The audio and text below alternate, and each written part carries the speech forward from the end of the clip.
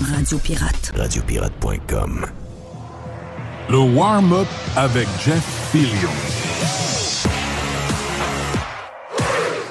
OK, vendredi sur Radio Pirate Live et également Prime.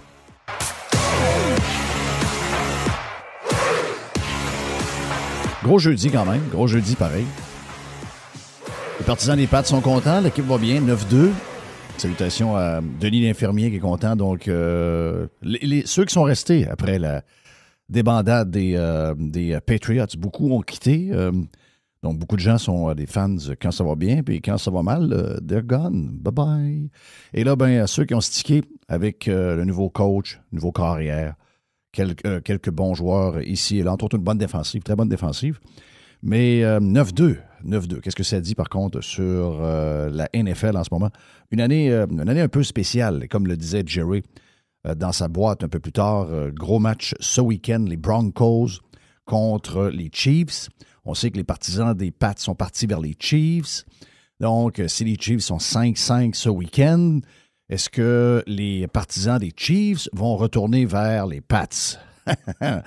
What goes around comes around. Donc, c'est un peu ce qu'on dit. Donc, on va voir ça ce week-end. Défaite du Canadien. Deuxième grosse défaite du Canadien. Ça va arriver, là. OK, problème dans le net. Pas safe dans le net. Et c'est normal. Il reste quelques joueurs à trouver. Et les équipes plus jeunes vont avoir ce genre de passage à vide. On l'a dit il y a 2 semaines, 3 semaines. Ça va arriver, là. Ça va arriver au cours de la saison. Il n'y a rien de gagné à l'avance. Équipe spectaculaire, équipe rapide, équipe jeune, équipe du futur. Mais ce genre de patentes-là vont arriver. Et juste saluer Brad Marchand. Brad Marchand qui hier, j'ai écouté le match des Panthers, mes Panthers, contre les Capitals. Et à la toute fin du match, quand le filet était vide, sans gardien, Marchand a fait une super passe au centre. C'est un but qui est arrivé par après. Donc, après cette passe-là, ça faisait donc le 1000e point. Je pense qu'il y a 101 joueurs dans l'histoire de la NHL qui ont 1000 points et plus. Et là, à chaque fois que Marchand va faire un point de plus, il va monter rapidement dans le top 100. Donc, gros accomplissement pour Brad Marchand. Avouons qu'on l'a tous haï à un moment donné à un moment donné, on l'a tous haï. C'est un joueur un peu détestable. Mais aujourd'hui, on dirait qu'avec le temps, c'est le genre de joueur. Bon, on le disait un peu à l'époque. On le disait même quand il était au début de sa carrière. Quand même quand il crachait dans la face des boys, on disait il est fatigant, mais c'est le genre de gars qu'on veut dans notre club. Donc, félicitations à Brad Marchand. Hey, aujourd'hui, OK, Radio Pirate, une tonne de podcasts pour vous autres. C'est pour ça que je ne vous tannerai pas longtemps. Le warm-up ne sera pas très long aujourd'hui parce qu'on a beaucoup de stock. On a, entre autres, bien sûr, pour les gens qui sont sur la version Prime, on a Carlos the Punisher qui est avec là. Beaucoup de sujets. On a fait ça hier en fin de journée. Énormément de sujets aujourd'hui dans le freestyle, dans le Freestyle Friday, donc avec Carlos, un peu plus tard. Donc, vous l'avez peut-être déjà d'ailleurs dans vos podcasts si vous vérifiez à l'heure où on est, si vous êtes Prime. Également pour les gens sur le Prime, l'entrevue au complet avec Étienne-Alexandre Beauregard. Ça a duré 1h05 ou à peu près.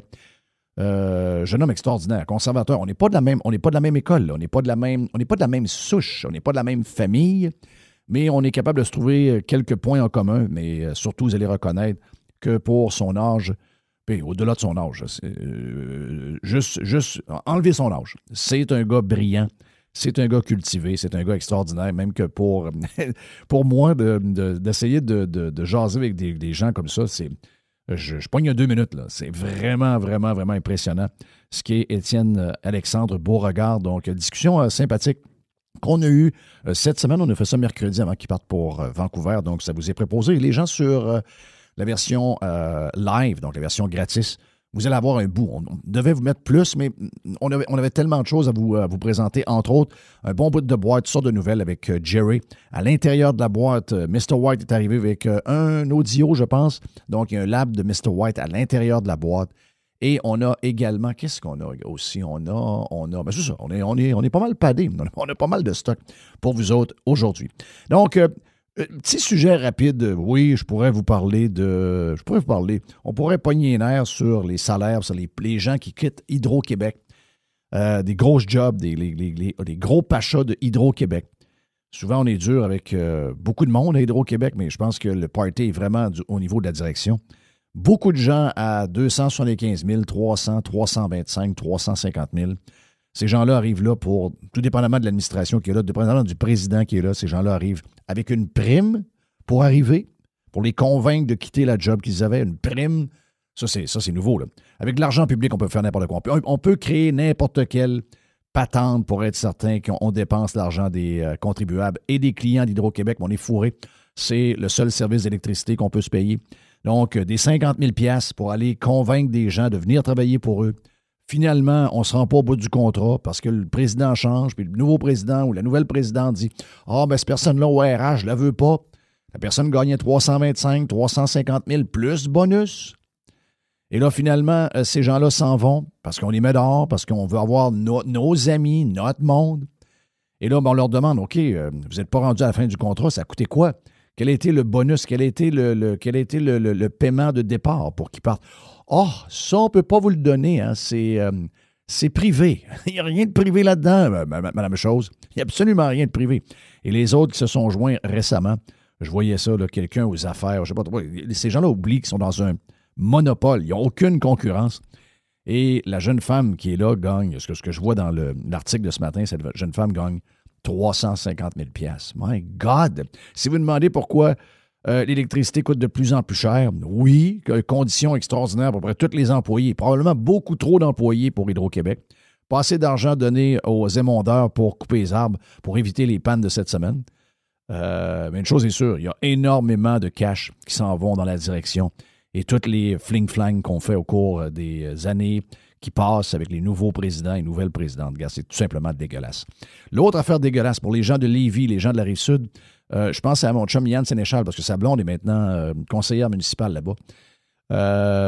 Regarde, Gilles Lehouillier s'en va avec 255 000. Il y a des conseillers municipaux, ce que j'appelle les échevins, qui s'en vont avec 160, 210 000. Qui s'en va avec 210 000 de package, 210 000. On parle de millions de dollars juste pour remplacer les élus sur la Rive-Sud de Québec, payés par les contribuables. Combien ça prend de compte de taxes à 3 800, 3 900 $ pour payer pour toute cette folie-là? C'est incroyable, dégueulasse et incroyable, incroyable, incroyable. Mais ce que je voulais vous jaser, OK? Je prends quelques minutes pour parler de ça parce que je sais que ça a fait réagir hier.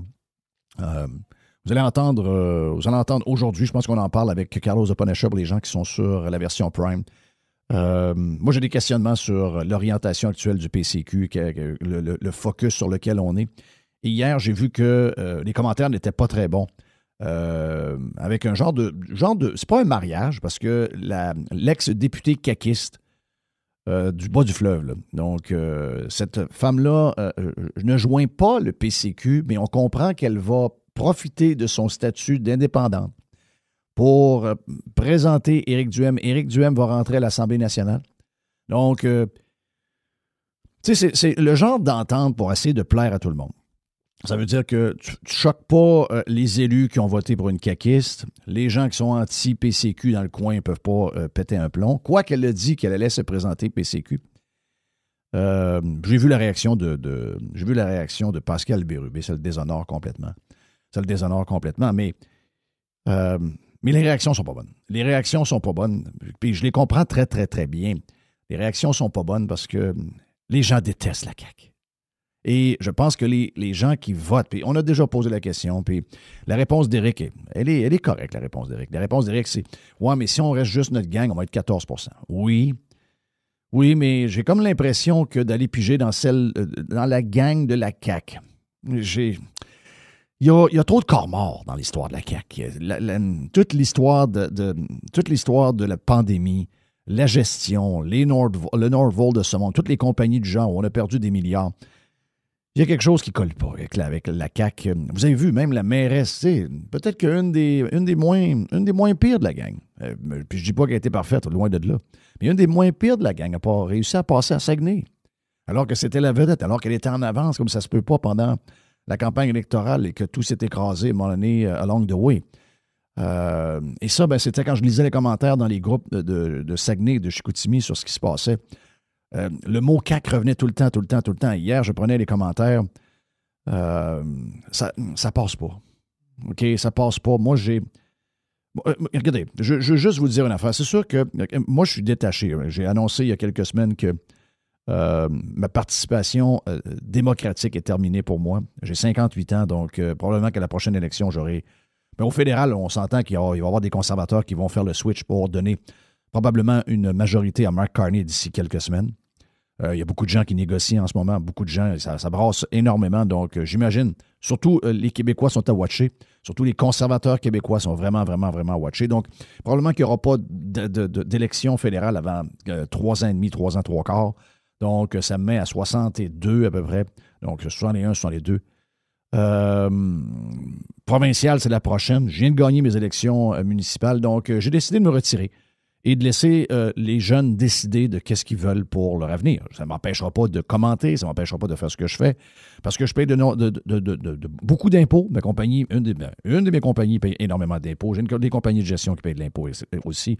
J'ai ma blonde qui paye des impôts, mes enfants dans la maison payent des impôts, tout le monde paye des impôts, donc ça nous donne le droit de dire ce qu'on a à dire. Puis anyway, la liberté d'expression, d'après moi, dans une société démocratique, c'est quand même la base de cette société-là. Donc, je vais m'exprimer pareil.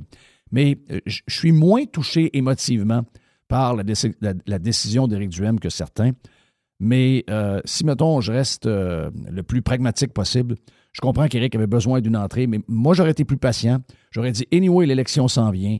Le pire est fait. Oui, peut-être que ça va faire une différence, mais est-ce que ça va en faire une vraiment? Est-ce que ça va faire plus de mal que de bien? Le temps va nous le dire. Le temps va nous le dire, mais une chose est sûre, la perception publique n'est pas bonne. D'aller s'accoter à des caquistes, et encore une fois, je comprends ce qu'Éric Duhem fait. Je comprends la logique de Éric Duhem, mais il ne faut jamais sous-estimer. Les gens ont toujours raison, OK? À tort ou à raison, les gens ont toujours raison. Même s'ils sont dans le champ, même si des fois, on est découragé de leurs décisions, même des fois, on est découragé de leur vote, même si des fois, on est découragé de leurs commentaires. Mais ultimement, les gens ont toujours raison. Donc, je sais pas. Regarde, à vous de décider. Même des gens, des fois, me disent... les gens m'accostent toujours en me disant « Ouais, mais toi, t'es le Parti conservateur du Québec. » Oui, c'est le parti pour lequel j'ai voté au cours probablement les 4 dernières élections. Mais je n'ai jamais été membre du parti. Je n'ai jamais été un partisan du parti. Je ne suis jamais été partisan de aucun parti politique. Ça me donne cette liberté de vous dire ce que je veux dire. Je n'ai pas de menottes. Je dois rien à personne. Et j'aurais aimé vous dire que c'est un coup de génie, mais c'est le backlash que je m'attends. Je sais qu'il y en a quelques-uns qui sont contents. Il y en a quelques-uns qui disent « Hey, wow. » C'est parfait, ça nous donne l'opportunité d'avoir un peu plus de spotlight.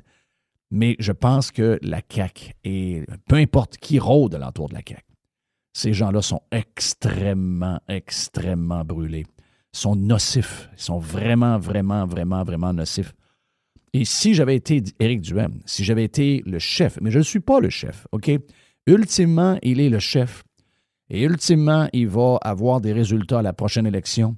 Et après les résultats, si les résultats sont bons, il sera couronné comme un excellent chef, puis ses décisions vont être applaudies.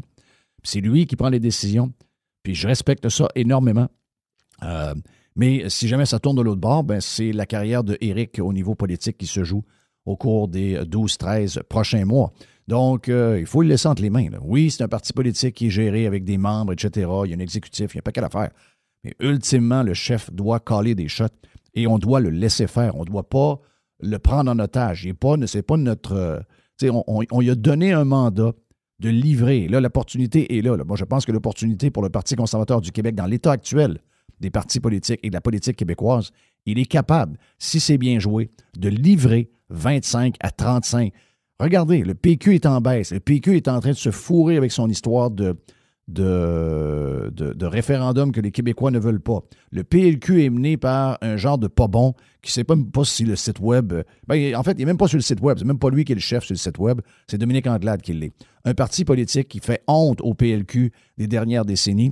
QS qui est devenu extrême Palestine. Donc, bisbaillé, merci, bonsoir. La CAQ, qui pourrait surprendre, d'après moi, c'est le parti qu'il faut watcher, parce que les Québécois sont toujours des fois surprenants. La CAQ, c'est encore pire. C'est un parti qui pourrait surprendre, mais pour l'instant, c'est un parti qui est détesté de tous les Québécois, incluant ceux qui ont voté pour lui, même après la pandémie, alors que les gens étaient bandés sur François Legault. aujourd'hui, cette histoire d'amour-là est terminée. C'est carrément terminé. Donc, regardez la picture. Regardez la picture. Donc, si on se contente de 5-6 députés, je pense que c'est une méga défaite. Moi, je pense que l'opportunité, c'est de viser 25, 30, 35. Je pense que le Québec est beaucoup plus Arthabasca qu'autre chose. Donc, Éric a une opportunité. Il doit monter une équipe. J'ai vu qu'il a engagé des gens de son entourage, de cette fille-là. On verra ce que ça va donner. Mais ultimement, vous pouvez y en vouloir, vous pouvez être en accord ou en désaccord avec cette décision-là. Mais ultimement, c'est Éric qui va soit vous surprendre, soit vous décevoir, soit qu'il va gagner ou soit qu'il va perdre. Tu sais, à ce moment-ci, on doit laisser Éric aller avec ses décisions. Personnellement, ce n'est pas la décision que j'aurais prise. Personnellement, je ne toucherais à aucun élu et personnel de la CAQ. Je toucherais à 0 personne. Ces gens-là sont toxiques. Je ne les retoucherai pas, mais ce n'est pas moi le chef du parti.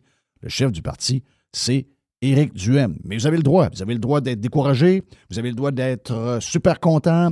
Vous avez le droit de dire, moi, c'est assez. Vous avez le droit d'être motivé et de dire, j'ai envie de m'impliquer encore plus. J'ai envie d'aller poser des pancartes quand l'élection. Vous avez le droit à toutes vos réactions. Mais il faut se rappeler une chose. C'est que le chef, celui à qui on a donné le mandat de livrer, c'est Éric. Et Éric va soit tourner ça en méga victoire, méga win, ou encore ça va être un flop. Et à ce moment-là, c'est lui qui aura à vivre avec les décisions qu'il a prises. Donc voilà, c'est fait. Là-dessus, bon week-end, bon podcast de Radio Pirate, bon week-end. C'est un peu morose, même pour le sud du Québec, un peu de verglas, un peu de grésil, un peu de boîte. Donc, si jamais vous avez un week-end ordinaire, tournez-vous vers une bonne série TV, tournez-vous vers beaucoup de sports, NCAA, le Canadien, le football de la NFL, les Dolphins qui sont à Madrid ce week-end contre les Washington Commanders, que j'appelle les Redskins.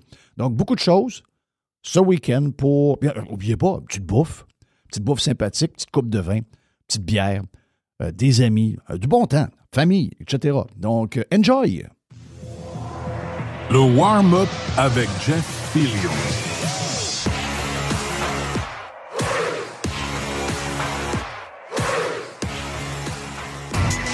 Juste du bon stock. La radio pirate de Jeff Fillion. RadioPirate.com. Faites partie de l'invasion. JeffFillion.com. Oh. Il y a une petite boîte.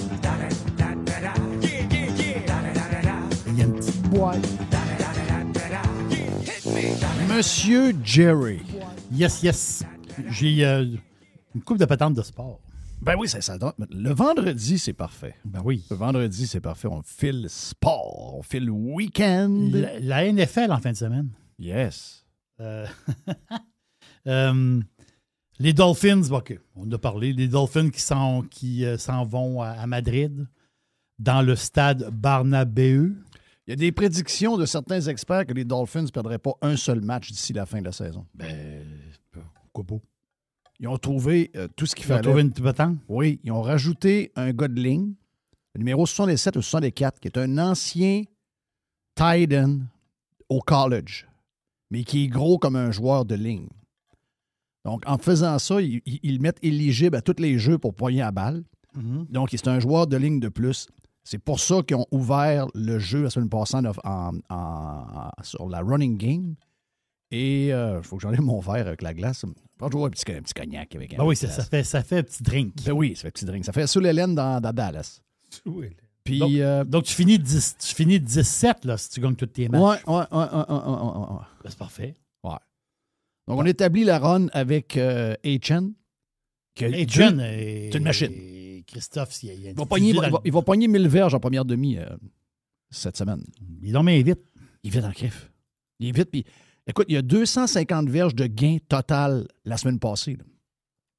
Donc, certains experts, les gars connaissent ça. Moi, je connais pas assez ça. Là, mais les gars connaissent ça. Ils ont dit, on a regardé le plan de match. Là.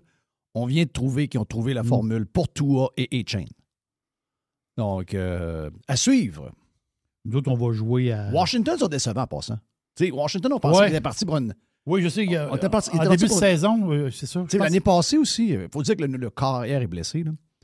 Je ne sais pas s'il revient en fin de semaine, je ne sais pas s'il est là, mais on dirait qu'ils ont comme plafonné un peu. Oui, des blessures, mais toutes les équipes ont des blessures. Mais la game de la fin de semaine, il y en a une game de la fin de semaine. C'est laquelle? Mettez-vous du rouge à lèvres. Ah, Taylor. Oui, ça prend 2 couches de rouge à lèvres. Là. Non, Les Chiefs contre qui? non, les Chiefs vont jouer à Denver. Wow! Non, c'est la game de la fin de semaine. Là. Mais hein? Donc, l'équipe des filles, c'est l'équipe des filles, les Chiefs. Et c'est bon. L'équipe des filles s'en va jouer à Denver. Mais s'ils perdent à Denver, ils sont 5-5. Et Denver, 9-2. Ouais, mais moi, je pense que Et Denver mon Beach Boy, il va gagner, on va être 8-3. Ça veut dire quoi? Ça veut dire juste une chose. Faut pas qu'ils perdent en fin de semaine parce que d'après moi, ils ont 10. Regarde, je suis pas bon dans les provisions, dans les patentes, là. D'après moi, ils ont 10 des chances de faire les playoffs s'ils perdent en fin de semaine. Ils sont réellement dans la merde. Puis jouer à Denver, c'est pas facile. Non. Puis Denver, c'est sûr qu'ils sont pas aussi spectaculaires, mais je pense qu'ils sont plus complets. T'sais, ils ont un corps correct. Nick, c'est un corps pour le système qu'ils ont qui est parfait pour eux autres. Mais je pense qu'ils ont une bonne défense. Non, ils sont pas pires. Oui, ils ont une bonne défense. Yes. Ils ont une bonne défense. Puis, non, je te dis que les Chiefs, les Chiefs, c'est stressant parce que l'autre semaine après, ils jouent contre les Colts. Les Colts jouent très bien. Là. Donc, ils sont vraiment ils sont dans le trouble. Pour vrai, là. Donc, 2 couches de rouge à lèvres. Puis, faut pas que la chicane pogne entre le 87 et le coach. C'est ça. L'autre affaire une autre petite patente de... Hey, est-ce que tu es dans le football encore? Je vais faire football, hockey, vite, vu que tu es dans le sport. Quel est un des podcasts les plus écoutés de sport au monde? Moi, je dis que c'est Barstool. J'allais dire le vestiaire. Spitting Chiclets. Le meilleur podcast, c'est le vestiaire. C'est le Vu que vestiaire. c'est au Québec, on est limité par le nombre de monde. Mais le plus populaire de tous les podcasts de sport, semble-t-il que c'est les 2 frères. Ah, ben oui. Oh, ouais. Et là, je ne sais pas si Barstool est en arrière de ça, mais... Mais toi, tu dis ça, c'est documenté? Là? Oh, OK. oui. Dans les podcasts de sport, ça Oui, va oui. Ah, Oui. C'est les deux... Ben écoute, c'est deux chummies qui jasent pendant 3/4 d'heure, 1 heure de la game de la veille, puis tout ça. C'est assez évident que ça va être un hit. Là. Mais là, on a un nouvel affaire qui est lancé. Les 2 Kachuk. Arrête. Ben oui! Les 2 ketchup. Les 2 ketchup sont sa table. Hein? Toi, tu les appelles des ketchup? Les ketchup. Les 2 frères ketchup. Mais ça pourrait être quelque chose. Oui, puis j'ai regardé des petits bouts, ils font des montages dedans, des patentes le fun. En tout cas, regarde, il y a quelque chose. Je vous dis ça. Je referme la parenthèse.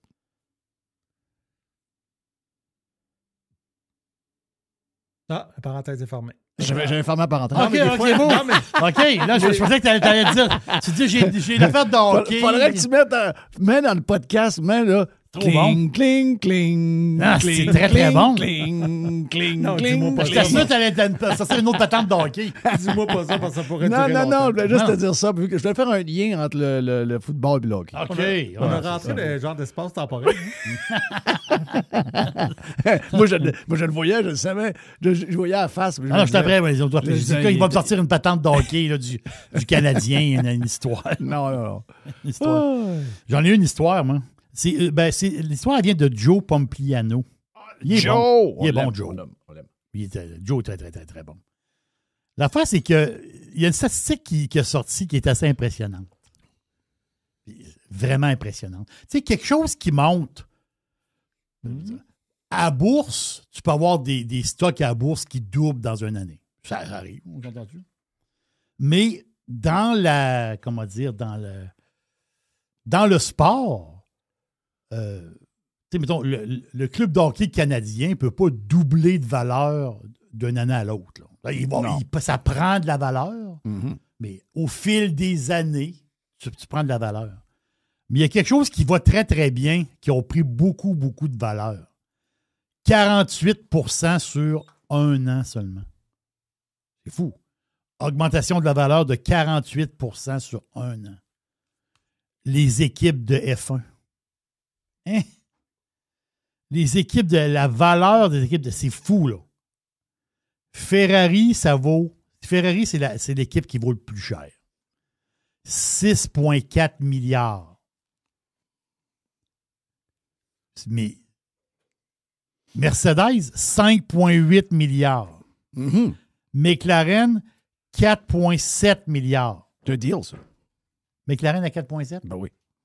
Red Bull, 4,2 milliards. Aston Martin, même si ça va pas très bien, c'est 3 milliards. Quand même. C'est capoté. Bravo à M. Stroll. Voilà, là, tu as Alpine, Williams, Racing Bull. Oui. L'autre, donc 2 milliards. Sauber, 1,8. Puis Haas. Sauber qui va être rebaptisé Audi. A été acheté par Audi. C'est ça. Et il va avoir une nouvelle équipe. Et il va y avoir une nouvelle équipe Cadillac. Cadillac qui embarque. Mais quand même, Jeff pense à ça. Là. Plus 48 % parce que la moyenne d'une équipe de F1, toi, tu dis, ça vaut comment en moyenne une équipe de la F1? Ça vaut 3,4 milliards. Une équipe de F1. Mais Ferrari est premier, là, loin d'avant avec Mercedes. Et McLaren. Mais quand même, une hausse de 48 % de valeur, c'est comment sauter. Wow. Mais c'est drôle, hein, Pompliano, je partais pour te dire, d'après moi, il parle de F1. Il aime ça, la F1, Pompliano, c'est que il y a toujours des bonnes affaires là-dessus. Il est spectaculaire. Oui, c'est un gars à suivre. C'est sur X, là. Lui et son frère. Tu veux... Oui, exactement. Exactement. Il y a combien... Je me promène là, dans ma boîte. Là. On est vendredi. Il y a combien de ménages au Québec? Tu sais, quand on dit un ménage, là, en réalité, c'est comme une adresse, d'une façon, parce que c'est un ménage... Est-ce que c'est un ménage de une personne? Oui. OK. Une madame toute seule avec son chat, dans un appartement, c'est un ménage. OK. Un père, une mère, 2 enfants, c'est un ménage. Voilà. Moi, je dis qu'il y a 4 millions de ménages.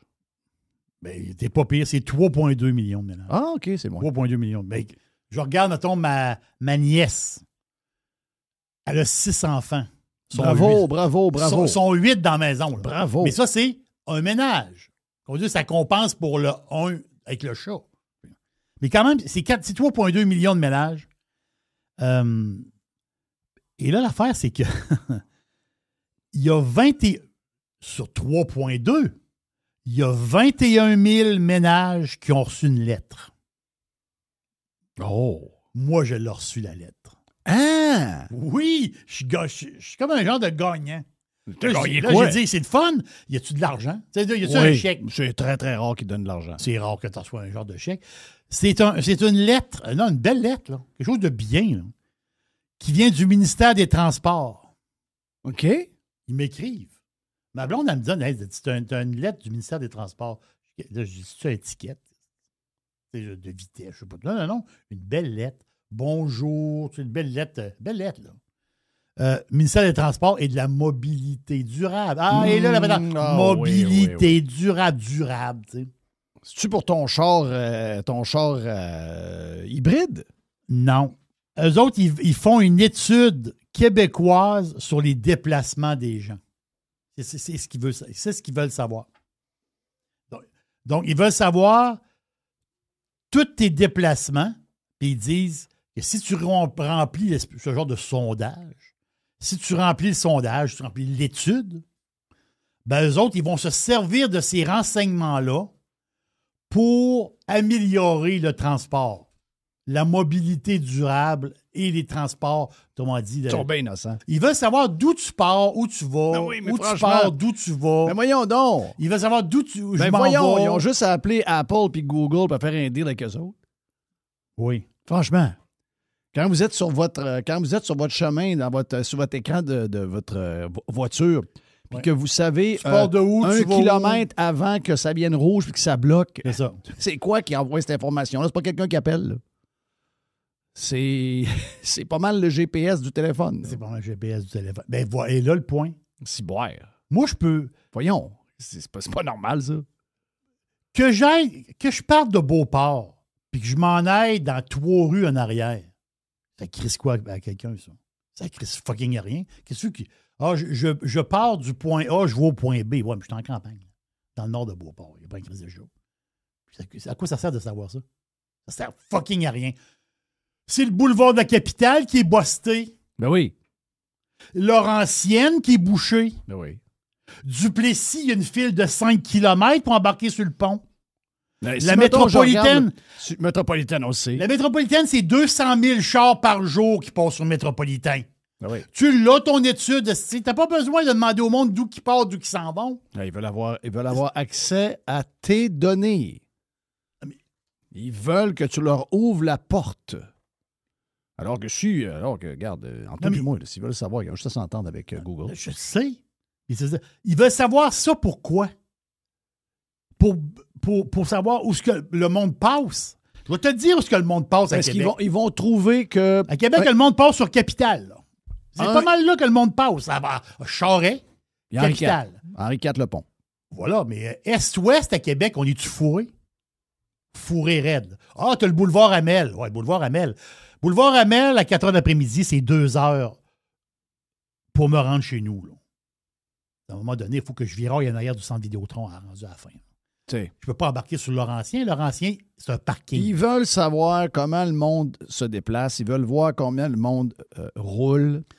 Puis ils veulent trouver un moyen de nous crosser. De vous crosser, de nous crosser pour que nous nuire. C'est pas pour nous aider, là, OK? C'est clair que c'est pas pour nous aider. Non, on les connaît. C'est Joël Vert. J'ai un peu de patinage. Oh, j'ai ça à mourir. Ah, je sais. Je déteste le patinage. Michael Jackson, il a eu combien d'enfants? Je pense qu'il en a eu deux. La fille puis le gars. Il en a eu 3. Oui. Prince. Oui. Qui a 28 ans. Oui. Paris, qui a 27 ans. Oui. Puis Bee Gee. Paris a sauté, là. Oui. Mais c'est elle que... Bee Gee, qui a 23 ans. Mais Bee Gee, c'était bizarre. C'est avec la blonde, ça? Hein? Non, je pense qu'avec la blonde, c'est les 2 premiers. OK. Bee Gee, c'est insémination quelque part. C'est lui qui l'a porté? Non, Michael, il n'a pas rentré Il s'est inséminé lui-même. Ouais. Il n'a pas rentré sa patente nulle part. Là. Tu penses? Ben là, voyons. Arrêtez d'être dur avec Michael. Ben non, mais c'est pas ça. C'est pas ça. Moi, je suis pas sûr que toutes les histoires qu'on a reçues sur Michael, je suis pas sûr que c'est vrai. Moi non plus. Moi, je sais pas. Écoute, mais tu sais, les 2 frères, là, Home Alone, là. Oui. Colkin, McCauley, il l'a dit, je pense. Il est sorti une année, il a dit. Rien arrivé, là. Il l'a dit. Ça, je sais, mais Michael, il a peut-être. D'après moi, il n'a pas rentré son. Quand on écoute des entrevues des gars là, qui ont été avec Michael pour faire des affaires, tu sais, We Are the World, toutes ces affaires. Oui. Les gars disent tu peux pas rencontrer quelqu'un plus sweet que Michael Jackson. Ah non, ça, je suis persuadé. Il dit il y a 100 top artistes, des stars. Le plus fin, le plus sweet de toute la gang qui sont là. Il dit c'est Michael. Partout ce qu'il allait. C'était toujours le gars le plus fin. Tu sais, quand on commence à mettre. Tu sais, quand on commence une patente, puis que là, on le fait runner, puis on le fait runner, puis ça devient. Je sais pas, moi, quoi penser de ça. Non, mais c'est parce qu'il vivait avec Bubble. Là. Il était bizarre, c'est sûr. Bon, oui. Mais c'est normal. T'en rappelles-tu? Il pouvait pas aller nulle part. T'en rappelles-tu? Il y a le singe. Non, mais t'en rappelles-tu? C'était All Night Long, là, comme le gars qui chante ça. Lionel Richie. Lionel, il raconte dans le documentaire We Are the World, comme année, il va rencontrer Michael chez eux, tu sais. Pour y présenter le projet. Puis là, il dit, à un moment donné, il y a le singe qui s'astine avec l'oiseau. Puis il dit, je capotais. Mais là, il dit, dans cette maison-là, il dit, c'était normal. Le Michael, lui, il trouvait ça bien, bien cool. Mais moi, on avait de la misère à parler. Ça se criait dans la maison. Ah non, c'était capoté. Donc là, les 3 enfants, c'est quoi? Non, mais juste dire, à Malaga, il y a une bâtisse en l'honneur de Michael Jackson. Je ne savais pas ça. Wow. Oui. Parce qu'à un moment donné, je parlais avec un Malagueño, puis je disais, tu sais, de telle place, là, il y avait genre un magasin. Là, il dit, c'est à côté de l'édifice Michael Jackson. Ah oui. Hein? Du coup, je dis, OK. Puis là, je m'en vais, je me dirige. Là, je dis, c'est quoi cette histoire-là? Puis là, c'est quoi cette patente-là d'édifice Michael Jackson? J'en parle, là, je vais y aller demain. J'en parle avec ma sœur. Ma soeur a dit, oui, elle dit, c'est la bâtisse Michael Jackson. Je dis, pourquoi la bâtisse Michael Jackson? C'est à Malaga, il y a une bâtisse qui s'appelle l'édifice Michael Jackson, en l'honneur du chanteur. Elle dit, oui. Parce que l'édifice, quand ils l'ont bâti dans les années 80, 70-80, la bâtisse était noire. Puis ils ont tous changé les panneaux extérieurs et blanches à cette heure. OK. Fait que les Malagueños l'appellent la bâtisse Michael Elle a Jackson. changé de couleur. Elle est passée de noir à blanche, Oui, comme Michael. Michael, c'est ça. Mais pour dire, Paris, là, lundi cette semaine, c'est lundi ou mardi? Paris, c'est spécial. Oui, Paris. Pas Paris Hilton, Paris Jackson. Non, oui, Paris, Donc, c'est spécial. Oui. Elle a mis sur son TikTok, c'est mardi. À part du TikTok, les patents de même, elle ne fout rien de sa vie. Non, elle est mannequin-auteur. Moi, je trouve que vous êtes dur avec Paris. Pour vrai? Elle écrit des chansons, Il dit pas vrai. Pour vrai? Oh. mais elle est mannequin. Paris. Mais sur son TikTok, elle s'est levé le nez sur le titre. Elle s'est pincé le nez, elle s'est ouvert le nez sur TikTok. Voyons. Oui, elle se pogne le nez et elle se vire le nez à l'envers. Voyons, qu'est-ce que c'est ça? Tu vois un trou dans le nez. Alors, Hey! c'est dégueulasse, ça. Voyons. Ça veut dire qu'elle a fait beaucoup de coke. Là. Voilà. Elle a dit, regardez mon nez. Ah, je suis fou. Elle a la cloison nasale percée par la cocaïne. Ben, elle peut se mettre un anneau. Ben, si, pour... Elle a-tu sniffé? C'est incroyable. Donc, l'affaire, c'est ça qui est spécial. C'est que elle, c'est pendant des années, était sur la grosse poudre. Là. Des années. Et elle est sobre depuis 6 ans. Et tout le monde, il dit, t'as le nez percé, fais-toi arranger le nez.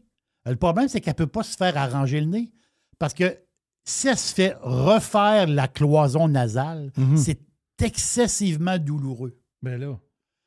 Et si elle se fait faire l'opération... Ah, c'est dégueulasse. C'est dégueulasse. Non, mais ce que je veux dire, elle dit dans son vidéo, elle dit, si ils me font l'opération, il faut que je prenne des médicaments antidouleurs. C'est une belle fille pour ça.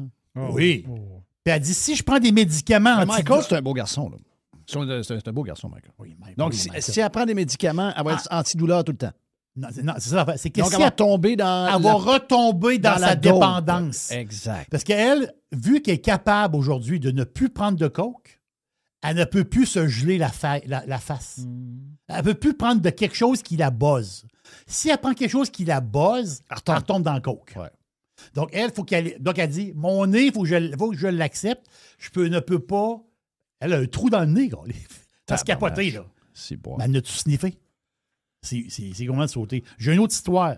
Mais ça, j'en ai dans le temps, là, dans les années 80, avec toute la scrap qu'il y avait dans le coke, là, rendue par chez nous. Là. Il y en a qui se saignaient du nez. Ben oui, il y en a qui se défonçaient. Tu sais, le cartillage que tu as là. Ah les oui. patentes, c'est Le cartilage, l'enfer. ben oui, ça fond. C'est encore une grosse affaire, la coke. Ça? Beaucoup, énorme. Pas vrai? Très, très, très. Comme plus que jamais. Arrête donc. toi. Ouais.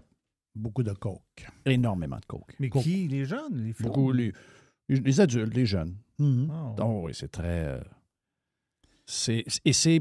Avant, c'était comme... Ben, pour les artistes en Californie, c'était comme normal. Mais tu sais, je veux dire, quand tu étais, mettons, en 1985, quelqu'un qui prenait de la coke, t'es vu comme un bum un peu. Là. Bum, mais tu sais, il travaille dans un bar, c'est Ouais, normal. il a besoin, c'est ça. Ça coke pas mal, hein, ouais. Il dit tout le temps... Mais là, aujourd'hui, c'est comme vu comme... c'est comme hot. Ah oui, c'est hot. Ouais, Ah. comme hot. Ah bon. Une qui orniflait pas mal, c'est l'ancienne PM de la Nouvelle-Zélande. Celle avec la grosse... le gros gargoton, là? Oui. Christophe Carniefel. Ah oui, monsieur. Elle, c'est une renifleuse professionnelle. Une Il folle. y a juste Zelensky qui ne prend pas de coke. Non, c'est sûr. Hey, non, lui, il n'en pas non plus.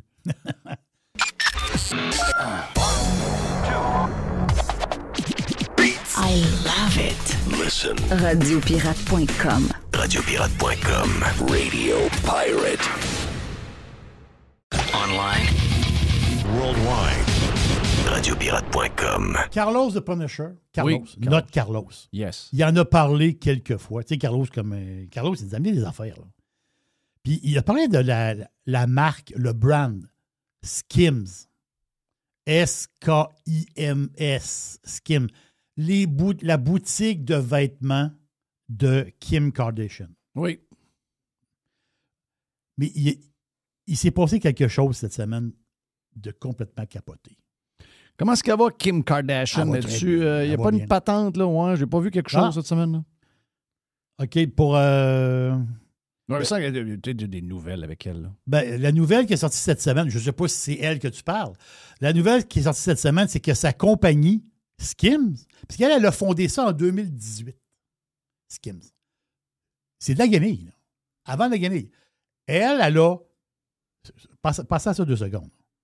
Elle a 18 boutiques physiques et elle vend de la guenille sur le web. OK. Mettez ça dans votre tête. Là. 18 boutiques et un site web de vente de guenilles. Elle approche présentement. Elle est à côté. Là. Elle a quasiment là, le 1 milliard de ventes. Combien? 1 milliard. Guenille, la guenille. 1 milliard. Voyons, ça se peut pas. Elle est à 997 millions de ventes Wow. par année. Wow. Elle a parti ça quand? En 2018. 2018, ça fait 7 ans. Là, l'affaire, c'est que sa compagnie, Elle essaie d'avoir son barreau. Hein. Kim, Oui. fait comme son père.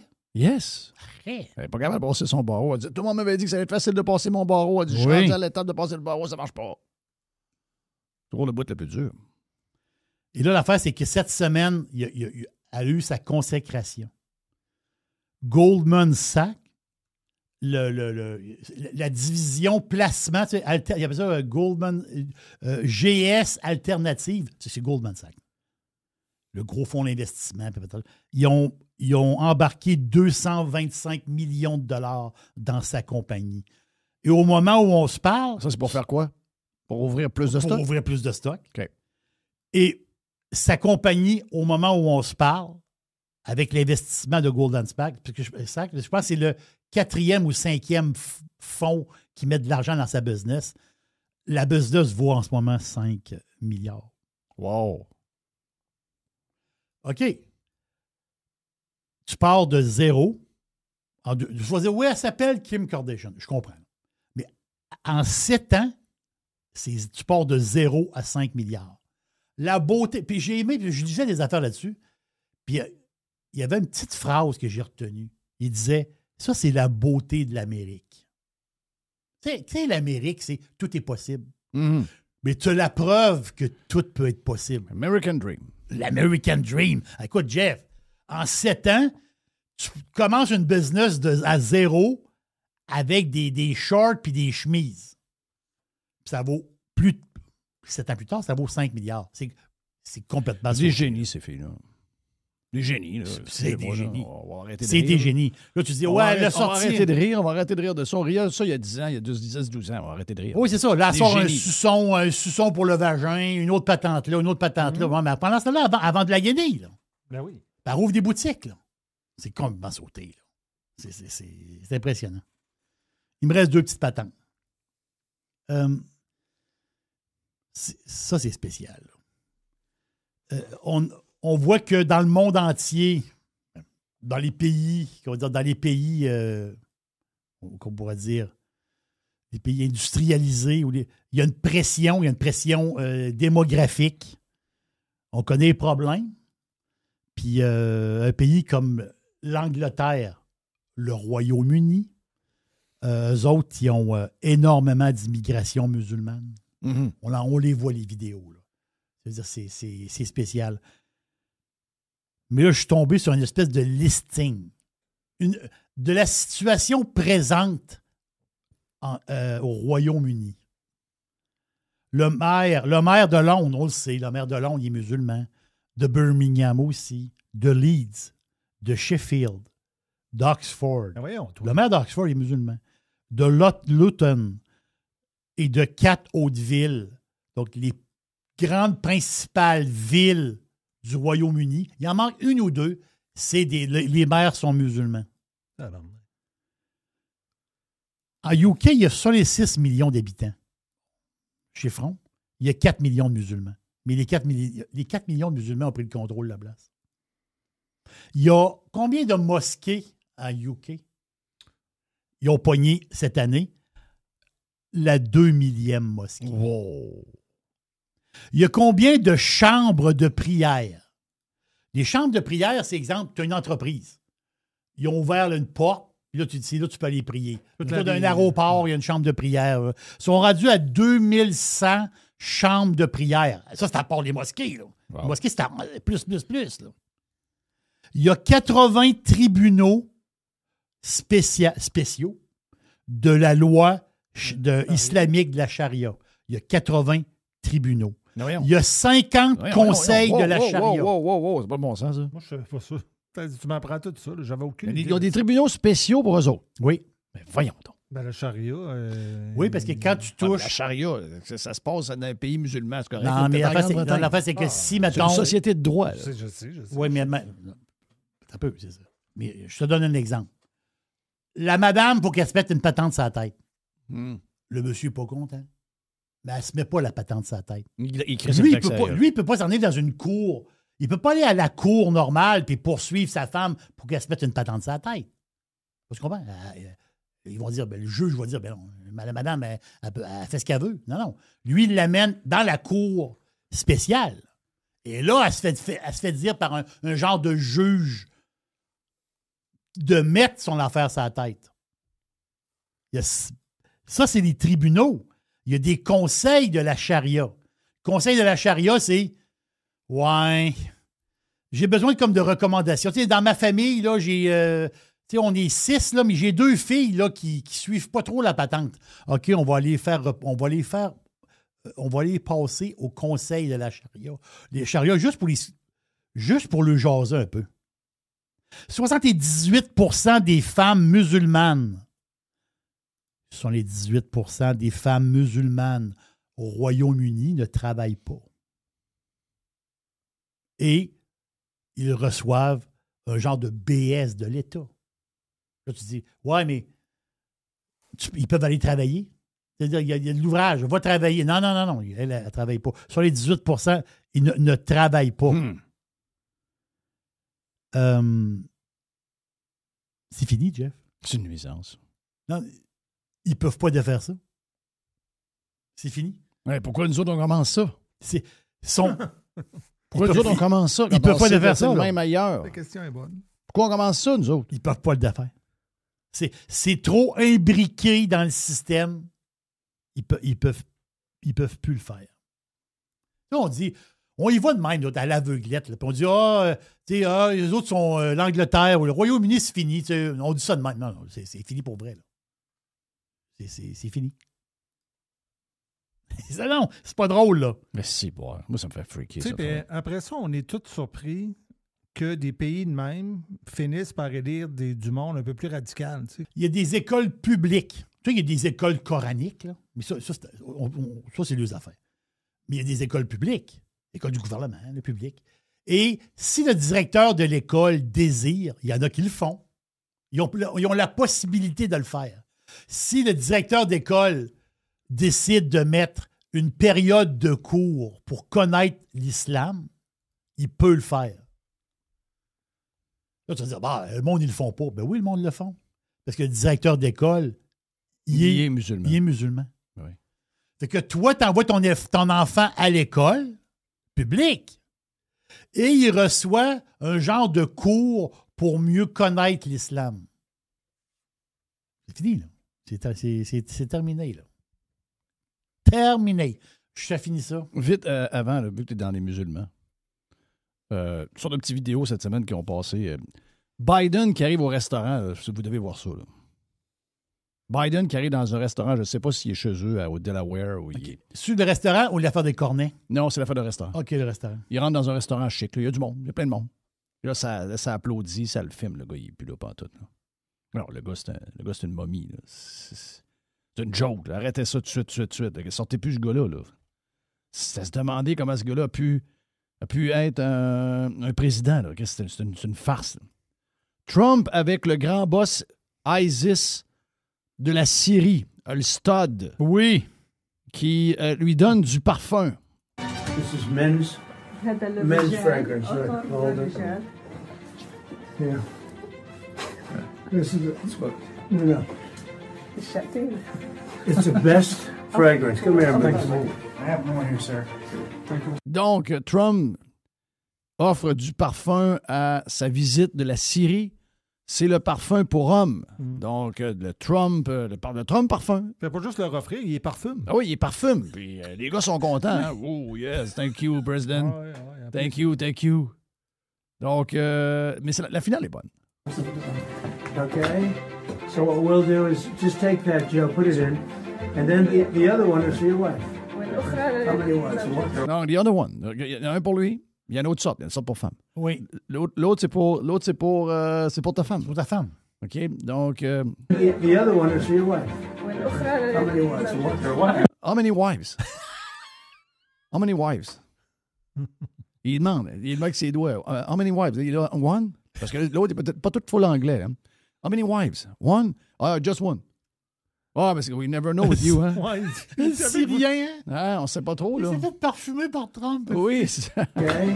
So what we'll do is just take that, Joe, put it in, and then the other one is for your wife. How many wives? You guys said never know, right? Il connaît une claque sur l'épaule, puis il regarde et il dit avec nous, on sait pas vraiment, hein? on sait jamais. We never know. C'est incroyable. C'est Comment incroyable. tu peux haïr ce bonhomme-là, pareil? Là? C'est Tu sais, bon. c'est le- Ouais, mais là, m'a dit de quoi, là? Avec toute l'histoire des Epstein Files, ils ont du stock, ils vont pouvoir s'amuser. Oh my God! Oh my God!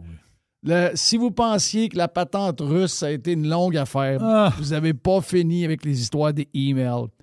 Planté, moi, je suis certain de ça, que Epstein savait exactement ce qu'il faisait.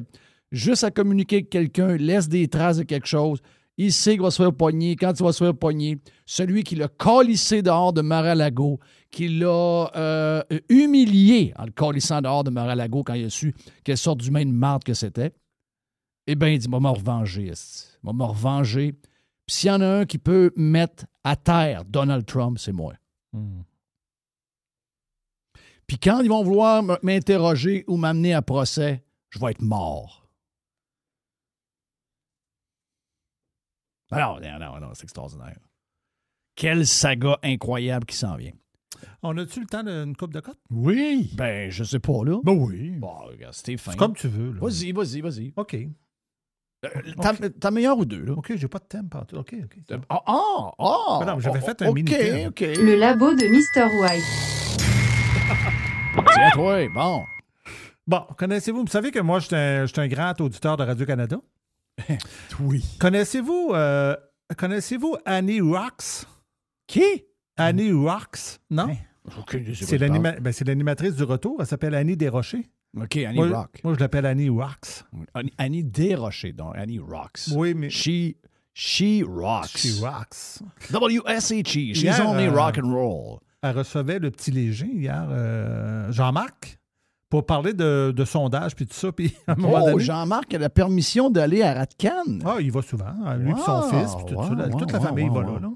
Pour des gens qui sont sur le CA de Québécois, ils s'en permettent.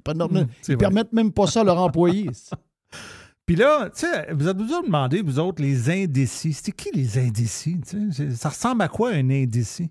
Les immigrants, man. Et là, Jean-Marc, il a décrit c'était quoi un indécis hier. Ben, les immigrants. Non, c'est pas ça. Non. On écoute. Ouais, je voulais me détacher un moment de la loi 2 et de comprendre vraiment l'indécis ou celui qui préfère ne pas répondre. Pourquoi ils sont importants? Comment on doit comprendre cette catégorie-là?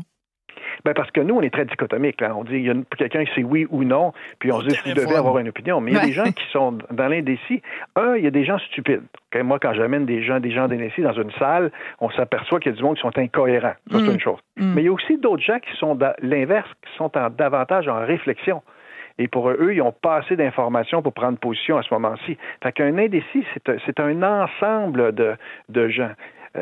J'ai déjà fait des sondages sur la politique où un répondant m'a dit quelque chose de très savoureux. C'est très québécois, c'est un indécis. Il m'a dit « Je ne suis plus certain si je suis encore indécis. » J'adore ça. Il est au téléphone quand même en 2025, quand même spécial. Ben, Radio-Canada. Il y a du monde qui sont juste stupides. Ben oui, ça, c'est sûr. Je suis obligé de lui donner raison. Ah oui, je sais, mais ça fait Ça drôle. existe, mais... Ça fait drôle de le dire. Oui. Ben, sur des stupides, il n'y a pas que des indécis qui sont stupides. Là. Je peux t'en nommer qui ont des... en tout cas, regarde. Ouais. J'ai une autre affaire sur Ozzy est mort il y a quelques semaines. Oui, qui a laissé un message sur la boîte vocale de... Comment est-ce qu'elle s'appelle? Shirley? Comment ça s'appelle? Sharon. Sharon Stone. Non, c'est pas elle. Sharon Osbourne. Ouais, là, t'avais. Puis là, ils ont décidé de le faire jouer parce qu'ils n'ont pas fait jouer ça, évidemment, lorsqu'ils l'ont reçu, parce que là, il était dans le deuil puis tout ça. Puis ils ont décidé. Hier, il était autour de la table, Jack Osbourne, sa fille, puis tout ça, avec Sharon. Est-ce qu'ils ont toujours le show?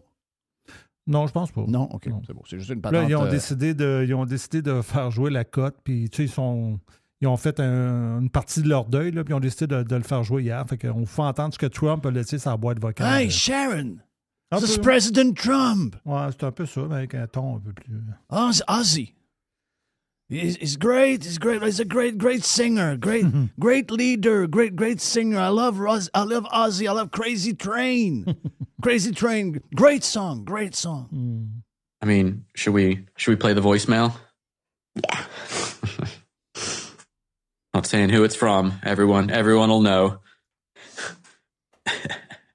Hi, Sharon. It's Donald Trump, and I just wanted to wish you the best and the family of great food. Ozzy was amazing. He was an amazing guy. I met him a few times, and I want to tell you, he was unique in every way and talented. So I just wanted to wish you the best, and it's a tough thing. I know how close you were, and whatever I can do, take care of yourself. Say hello to the family. Thanks. Bye. Love him or hate him, he didn't have to call and leave a voicemail. Listen, when it comes to politics, we know nobody comes out a winner. Trump is a good guy. Ben oui. Epstein dit, il n'y a rien dans le corps de Trump qui est bon. J'ai jamais rencontré quelqu'un, il n'y a pas 1/1000 dans son corps de bon. C'est Epstein qui dit ça. Si Epstein te dit ça, c'est... C'est peut-être que tu es une bonne personne. C'est peut-être que tu es quelqu'un de pas si pire. Ouais. T'sais. Donc voilà pour la boîte. Yes! Ben, j'aurais... Ah, OK. T'avais un petit... J'avais un petit hors contexte pour finir. Ah, OK. My God. On dirait qu'il m'a fait chicaner, moi. Ben, je sais pas. C'est quoi la patente? T'as peu. OK. Ah oui, Jerry hors contexte. Jerry hors contexte. Hors contexte. Jerry hors contexte. Hors contexte. Et moi, je peux te le dire, il y a une boumie. Le monde, là, il se bounimise. Bouboumise, appelle-le comme tu veux. Boomerise. Le monde se boomerise. Les vieux X deviennent des boomers. Oui. Jerry hors contexte. Hors contexte. Jeff, il l'a mis dans d'autres hors mots. contexte. Jeff, il a dit, c'est ça que tu veux dire, je pense. Boubou. Ben oui, j'avais compris. Voilà. Que j'ai peur d'aller jouer aux cartes avec mes chums. Voilà. Il y a une petite boîte. The Revolution. Radiopirate.com. Fresh 100%. 100% pirate.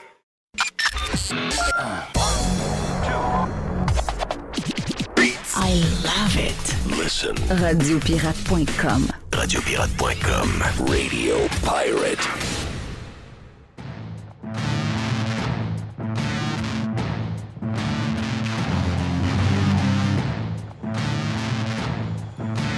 Est-ce que je dois faire comme j'ai vu cette semaine avec mon amie, comment elle s'appelle, Marie-Louise, c'est ça, Marie-Louise Arsenault? C'est Marie-Louise. Étienne Alexandre Beauregard, formé en philosophie politique, administration publique. Étienne Alexandre, t'es salué, mon ami. Bienvenue. T'es la vedette de la semaine. Ah, ben écoute, c'est gentil. Merci de m'inviter, Jeff. Oui. Hey, faut qu'on parle. Ben d'abord, l'histoire du premier livre, là, en partant, là, parce que c'est ça qui a tout provoqué ton ascension, finalement. C'est le premier livre. Parce que ce que j'ai entendu dans l'entrevue, c'est que tu as fait un premier livre. Et à partir de ce moment-là, le premier ministre a vu ce livre-là où quelqu'un me dit qu'il t'avait fait un bon livre et c'est là que tu as été engagé, puis par après, ben, ça a comme déboulé. Là. Ouais. Mais le premier livre, tu avais quel âge? Moi, j'avais 21 ans. Dans le fond, ça a été un projet pandémie, on s'entend. Quand tout était fermé, moi, j'étais au cégep à l'époque. Puis, tu sais, j'ai toujours été un intello à lunettes. Bon, j'avais pas toujours des lunettes, mais j'ai toujours été un intello. Et t'es un gars de Cap-Rouge? Oui, j'étais un gars de Cap-Rouge. Est-ce que t'es un gars du SSF? Non, moi, je suis allé à Saint-Charles-Garnier. OK. Justement, parce que je suis pas un sportif. Parce que t'es pas sportif, non, c'est ça. Ouais, ça aurait pas trop fité. Ouais. Moi, j'étais allé à l'Arbrisseau sur la promenade des Sœurs. Je restais dans ce coin-là. Fait que bref. Okay. Et puis, donc, j'étais au cégep à l'époque quand tout est fermé. Puis moi, j'avais l'ambition, justement, d'écrire un livre et tout. Puis je me suis dit, bon, là, j'ai du temps, clairement. Rien à faire chez nous. Fait que je me suis mis vraiment à lire. J'ai lu une centaine de livres sur l'histoire du Québec et tout. Puis ça a donné le schisme identitaire, donc, qui est sorti en 2022 chez Boréal, que la thèse, grosso modo, c'était de dire, OK, le grand débat au Québec aujourd'hui, il est plus tant entre fédéralistes et souverainistes qu'entre nationalistes, d'aucuns diraient identitaires, et multiculturalistes. Ouais. Puis c'est sorti en 2022, donc dans la foulée du premier mandat de la CAQ. Puis moi, j'étais déjà impliqué, j'ai été impliqué en politique depuis que j'avais 16-17 ans.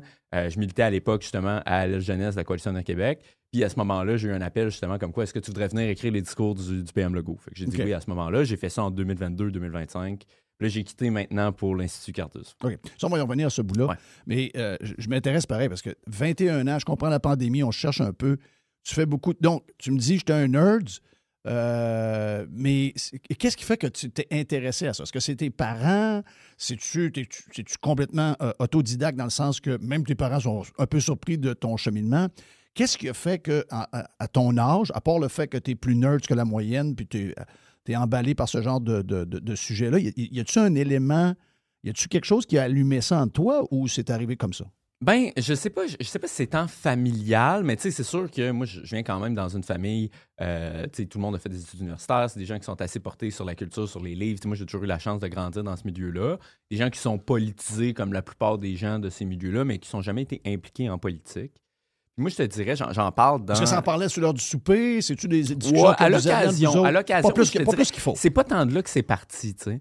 Puis j'en parle justement au début du schisme identitaire, sur le bout un peu plus personnel. Puis moi, c'est vraiment quand j'étais au secondaire, je sais pas si tu te souviens de la chronique que Jean-François Lisée avait faite une couple d'années plus tard, Identité anti-québécoise, tu sais. Comme quoi, dans les écoles, maintenant... le fait d'être québécois, c'est putain populaire, parce que, bon, une diversité ethnoculturelle croissante. Puis, moi, j'étais dans un collège privé, là, c'était pas le goulag, là. J'adorais mon expérience au secondaire, mais je voyais quand même que assumer la référence québécoise, c'était comme difficile, au point où t'en avais qui allait même s'inventer des origines étrangères juste pour pas être québécois. T'sais. C'était tellement pas sexy.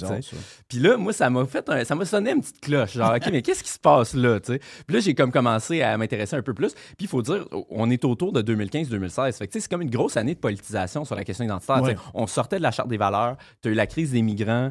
En Europe, tu as eu l'élection de Donald Trump aux États-Unis, tu as eu le Brexit. Fait que c'était vraiment comme un moment là, de médiatisation intense de la question identitaire. Puis c'est vraiment dans ce milieu-là que moi, j'ai commencé à baigner, à me poser ces questions-là. Fait que je te dirais, le contexte, c'est peut-être un peu ça. Là. OK. Mais tu es un nerd, comme c'est toi qui le dis, mais tu es quelqu'un, tu as l'air jaseux, tu es facile d'approche, tu as l'air être bon du monde, comme on dit. Donc, tu n'es pas quelqu'un de renfermer. C'est souvent, il y a des nerds, ils sont chez eux, ils checkent la patente, ils écrivent, ils sont un peu solitaires. Toi, t'es pas ça, là. Toi, t'es pas... Ben, j'espère que non. Non, t'es pas ça, 0, 0, 0, 0.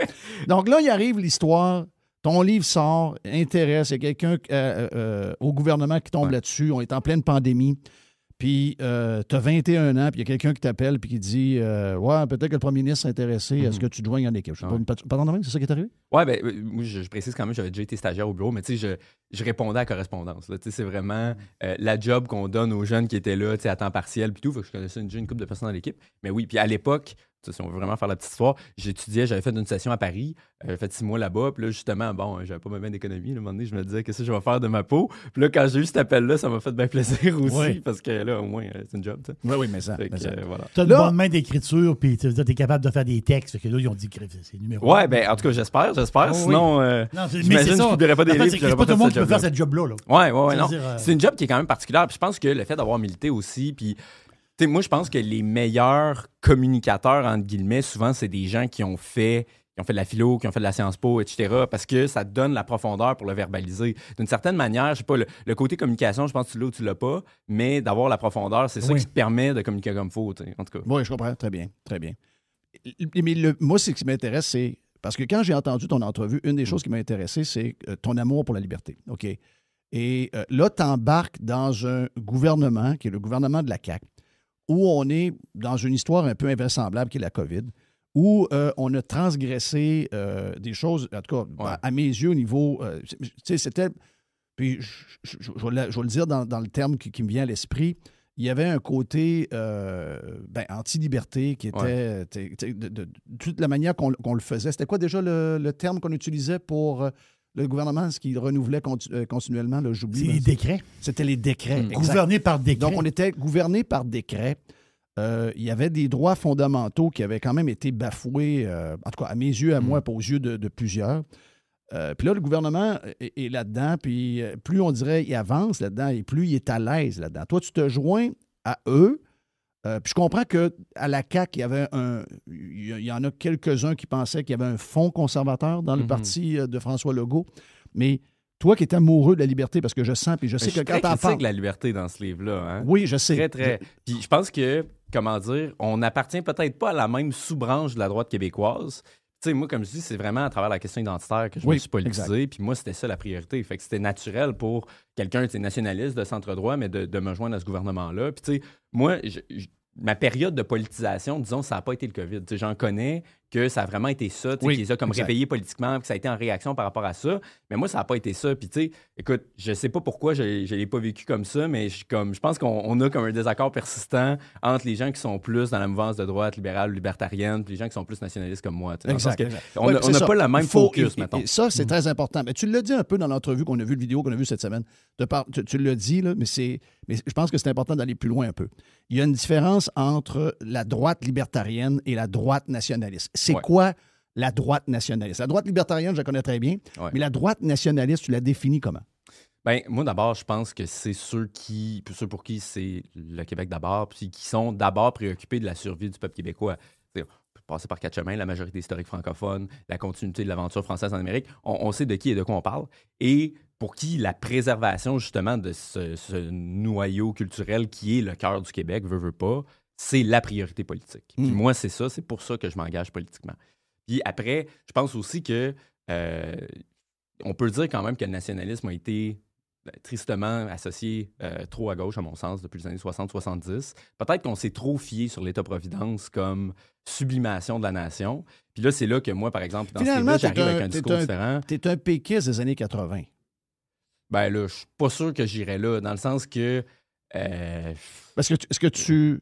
Comment tu vois le PQ en 1980 à peu près? Parce que mon père, je le considère comme dans ma tête, à moi, le péquiste, mon père était député du Bloc. Ouais. Mon père est est très différent de ce qu'est un péquiste aujourd'hui. Mm-hmm. Donc, mon père, je le décris justement comme un nationaliste. Et c'était un gars qui était à droite économiquement. Mm-hmm. Donc, je le considérais comme ce que tu es. Puis je sais que pour les plus jeunes, on a l'impression que le PQ a toujours été le PQ d'aujourd'hui. Parce qu'il y avait la social-démocratie, dans le fond. Il l'avait en 1976. Mais c'était pas au cœur autant que ça l'est aujourd'hui. C'était un outil pour que le Québec soit comme indépendant, puis soit fier de lui, puis qu'il devienne plus prospère. Mais c'était pas... C'est plus à travers les décennies que c'est devenu quasiment plus important que, finalement, la souveraineté du Québec. Mais dans les années 80, moi, j'ai l'impression... Puis c'est un bon débat, parce que je sais que j'ai le débat régulièrement avec Mathieu Bock-Côté là-dessus. Il faut absolument que le PQ revienne à ce que toi, tu décris, ce que toi, tu es en train de jaser là. Et on a beaucoup de misère à... On a beaucoup de misère à faire comprendre ça aux gens du PQ, parce qu'ils sont tellement... imbibé de la social-démocratie, du gros gouvernement, je dirais du socialisme pur, puis de la grénitude, tout ce que tu veux, que même le côté identitaire n'est pas aussi débattu qu'il devrait l'être. Il y a un espace dans la politique actuelle, il y a quelqu'un qui peut prendre cette option-là, parce que c'est pas... Oui, la CAQ l'a fait dans les dernières années, mais même Éric Duhaime pourrait ramasser cette option-là, qui n'est pas... Il n'y a pas un parti... Lui, c'est le parti qui vraiment est le parti nationaliste qui défend l'ADN du peuple québécois. Il n'y en a pas en ce moment. Je ne sais pas si tu vois ça. Puis, Pour le dire ainsi, c'est souvent une réflexion que j'ai eue dans les années, justement, 70, où on peut dire que le PQ a vraiment pris le dessus sur l'Union nationale comme porteur de ballon du nationalisme québécois. T'en as beaucoup qui sont ralliés. Ben, évidemment, Pierre-Marc Johnson, le fils de Daniel, c'est un bel exemple. Oui. Mais Jean-Guy Cardinal, qui avait été quand même vice-premier ministre à l'époque avec l'Union nationale, des gens comme Jean-François Bertrand. Il y a toute une frange de l'Union nationale qui a décidé, puis après Rodrigue Biron, etc., qui ont décidé de s'allier avec le Parti québécois. Mais je pense qu'ils ont toujours été un peu le partenaire junior de la coalition, pour le dire comme ça, dans le sens que par fidélité envers le projet indépendantiste qu'on peut admirer, ils ont souvent accepté d'avaler des couleuvres qui peut-être n'auraient pas dû avaler. C'est pour ça, je pense, que la droite nationale québécoise aujourd'hui est mal en point, parce qu'il y a beaucoup de gens qui, pour la promesse future, ont accepté vraiment de mettre beaucoup d'eau. Ils ont mis beaucoup d'eau dans le vin, puis là, ça goûte plus bien le vin. OK, voilà, parce que moi, je l'ai vécu. Je suis plus vieux que toi, mais je l'ai vécu, mais les années en 76, j'ai 9 ans. Là, 76, j'ai 9 ans. Le référendum de 80, je ne vote pas encore, mais on le vit tous. Mais j'avais le feeling que j'avais, puis toi, tu as lu plus de livres, puis il y a plus d'empreintes de ça quelque part, c'est clair. Mais OK, donc moi, je pensais que c'était plus eux autres qui étaient en charge du parti. Donc, finalement, il était un peu à côté, puis on avait besoin, on s'en servait, mais il n'était pas nécessairement impliqué tant que ça. C'est sûr que tu as des gens comme Jean Caron qui incarnaient ça, mais pour moi, ils n'ont jamais été la force dirigeante du parti. Puis d'ailleurs, c'est une réflexion que j'ai souvent, tu me diras ce que tu en penses, sur la postérité de l'Union nationale. Puis là, c'est un débat d'intello, mais c'est intéressant quand on pense la politique, OK?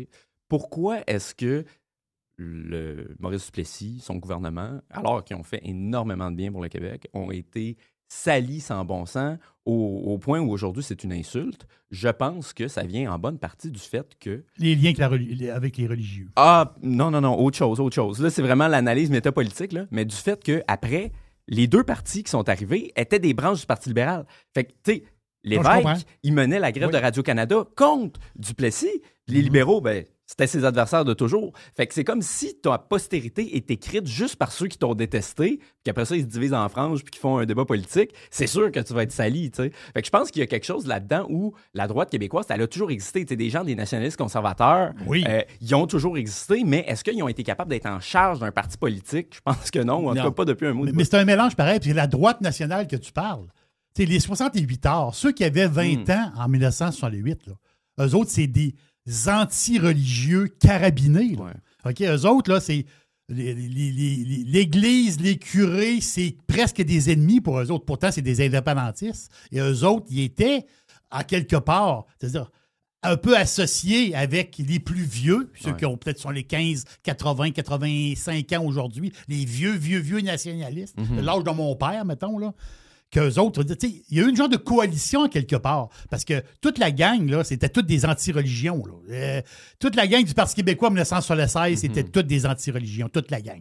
Donc, ils sont un peu à l'origine de la société laïque d'aujourd'hui. C'est un peu de ça. Oui, parce que la religion, je dis la religion dans le sens que où est-ce que le Québec se tient, où est-ce qu'on s'agrippe, c'est après le gouvernement et non après une pensée sociale un peu plus, c'est-à-dire comme le Québec du bon vieux temps, d'une manière. Ouais, ben, je pense que c'est difficile d'aborder cette question-là aujourd'hui parce qu'il y en a eu des excès. Je veux dire, on a tous entendu des histoires, puis ça serait pas responsable de dire que le portrait est tout blanc. Ça, mais mon point, il n'est pas là-dessus. Là, non. Puis, tu sais, on a juste à penser à des exemples comme le chanoine Groux, le curé Labelle. Je veux dire, ces gens-là, ils ont fait immensément pour le Québec. Incroyable. Puis, si on n'avait pas l'Église à ce moment-là, est-ce qu'il y aurait encore des Québécois? Est-ce que ça serait encore une société à majorité francophone en 2025? Tout le monde le sait, la réponse, c'est non. C'est non. Fait qu'à un moment donné, il faut être capable de faire la part des choses. Puis c'est là, je pense justement que du monde qui n'ont pas vécu cette expérience traumatique, je vois que ma génération, par exemple, ceux qui sont dans la vingtaine aujourd'hui, ils n'ont pas ce rapport justement presque pathologique là, à l'Église, comme quoi c'est le mal incarné. Moi, je ne l'ai pas non plus. Moi, je l'ai pas. Je sais qu'il y en a de mon âge qui en ont là, des histoires, des patentes. Moi, j'étais pas... Tu sais, moi, j'ai des histoires, j'en ai pas entendu tant que ça, mais une chose, juste revenir à ton histoire de Duplessis, puis aussi de la religion, ça s'applique aux deux, c'est que j'ai comme l'impression que ça a été les premiers, je dirais pas cancellés, mais peut-être les premiers étiquetés. Et ça a été une manière de faire par après qui a fonctionné sur Duplessis. Mais j'étais pareil. À un moment donné, moi, j'ai été élevé à... On m'a dit que Duplessis, c'est un profiteur, puis c'est un gambler, puis c'est un gars qui faisait juste des trades. Si tu votes pour moi, il va te donner un bout d'asphalte, puis un ci, puis un ça. Mais finalement, plus tard dans notre vie, on lit sur Duplessis, puis je dis, ben c'est bon, il était donc bien bon, lui. Donc, mais essaie d'aller dire ça à des gens qui ont entendu pendant 20-25 ans que Duplessis, il était mauvais. Il n'y a rien à faire. Il n'y a rien à faire. Donc, lui, il a été étiqueté faussement. Puis je le dirais, en général, pour l'Église aussi, on est spécialiste au Québec de faire ça. On va prendre, mettons, il y a 200 bonnes personnes dans la religion qui font un travail extraordinaire, qui tiennent les hôpitaux, les écoles, tout ce qui tenait, là, c'était le Québec. Ils ont tenu le Québec debout. Bon, ils vont retenir que les curés demandaient aux femmes d'avoir des enfants, puis ils vont retenir les curés qui ont fait des petites affaires aux petits gars. Obliger les femmes. Ils vont tous prendre comme les mauvais côtés, mais ils ne voient pas que, autrement dit, si le peuple québécois existe encore, puis si on l'a, Christophe, ça prend du courage pour vivre ici, là. Les Québécois, c'était des courageux. Là. Ben ouais. Ils sont allés ouvrir des terres. Mais Christophe, à un moment donné, quand ils ouvraient les terres, qu'est-ce qu'ils faisaient pour rassembler le monde? Ils bâtissaient une église. C'est ça qu'ils faisaient. Exact. Ben ouais, puis une autre affaire sur la mémoire de l'Union nationale que j'ai remarqué quand je parle au monde, je sais pas si votre expérience est la même que la mienne, mais moi, j'ai beaucoup d'amis que, justement, au Saguenay, qui fouillait dans ses affaires de famille, puis il découvre la carte de membre de son grand-père. T'sais. Puis moi, j'ai eu une discussion avec mon arrière-grand-mère qui est décédée à 101 ans, quand il y a même. à peu près 2-3 ans. Puis elle qui a vécu dans le coin de Saint-Hyacinthe, fait qu'agricole, justement pendant pas mal d'années, sur une terre puis tout. Puis elle m'avait raconté ça, elle a dit, mais tu sais, pour nous autres, Duplessis, c'était la manne, là. Il a électrifié la campagne. T'sais, à partir du moment qu'on a eu le courant sur le rang, ça a tout changé. Puis je revoterais pour lui à ce jour, là, dans le sens qu'il a vraiment fait du bien pour toutes sortes de gens. Mais l'affaire, c'est que ces personnes-là, comme si tu te souviens de l'entrevue avec Mme Arsenault, justement, c'était des gens ordinaires. Oui. C'était pas eux autres qui ont le micro. Puis je me souviens, j'ai regardé ça dernièrement, je me rappelle plus c'était où. On parlait justement du bilan de Duplessis. Je sais pas si c'est un livre, pour vrai, je m'en souviens plus. Mais le fait d'électrifier les campagnes, c'était vu comme... Eux autres, ils décrivaient ça avec mépris. C'est comme, il a donné un petit nanan aux agriculteurs. Il a fait ça par électoralisme, blablabla. Ouais, mais tu sais, le courant... Ouais. C'est quelque chose. Ouais, c'est la modernité. Non, mais vous comprenez, dans le sens que les gens qui défendaient, c'est pas ceux qui tiennent le micro aujourd'hui. Oui, mais ça, tant qu'à ça, aujourd'hui, dans la politique moderne, ce genre de patente-là, ça se fait à tour de bras. Là. Il y en a même bien plus de choses. Si on parle d'acheter des votes... C'est positif. C'est très positif. C'est comme le gouvernement de la CAQ, il faut le donner. Maintenant, le Wi-Fi se rend partout au Québec, haute vitesse, j'espère. Puis est-ce qu'on dirait que c'est clientéliste pour le monde des régions? Ben non, c'est juste normal d'avoir accès à ça. Fait que, à un moment donné, de toujours regarder ça de manière méprisante, puis de pas comprendre aussi que quand tu fais des choses pour le monde normal, c'est bon. En tout cas, je sais que tu es proche de Mathieu Bock-Côté. Je pense qu'il te donne beaucoup d'espace en France et tout ça. Est-ce que tu l'as, la discussion avec Mathieu Bock-Côté sur ton nationalisme, ton conservatisme? Puis je sens que tu as comme un peu de... T'aimerais que le PQ soit finalement un peu réorienté pour agrandir la famille nationaliste. C'est ça que je comprends dans ton discours un peu? Parce que lui, tu sais, Mathieu, moi, les discussions que j'ai avec lui, il comprend pas ça. Il dit non, faites-nous confiance. Allons-y, sautons dans le pays, puis après ça, on va régler les problèmes qui te dérangent. Mais moi, je dis non, parce que j'aimerais ça avoir un parti politique qui a comme but premier, si, mettons, j'ai l'intérêt d'avoir un pays avec le Québec, je dirais, un nationaliste. Le reste, je ne veux pas m'occuper de ça. Moi, j'ai une seule patente en tête, c'est de bâtir le pays, puis qu'il soit à gauche, à droite, qu'il soit social-démocrate ou qu'il soit hyper-capitaliste. C'est pas à moi de régler ça. Moi, voici ce que je veux faire, voici quelle monnaie je veux mettre, voici quel allié je veux aller. Je vais aller m'entendre avec les États-Unis, je veux m'entendre avec le Canada, je veux m'entendre avec l'Europe, je veux faire telle chose, mais c'est pas à moi de vous dire quel genre de chars vous allez conduire. Vont-tu être électriques, vont-tu être au gaz? Est-ce que vous avez le droit, comme famille, d'avoir un SUV? Moi, c'est pas de mes affaires à moi, vous discuterez de ça après. Mais c'est comme devenu un parti comme ça. Et ça exclut... Tu sais, moi, en ce moment, le Canada me fait rien. Tu sais, moi, j'ai aucune appartenance au Canada, surtout depuis les 10 dernières années de Trudeau. J'ai pas d'appartenance.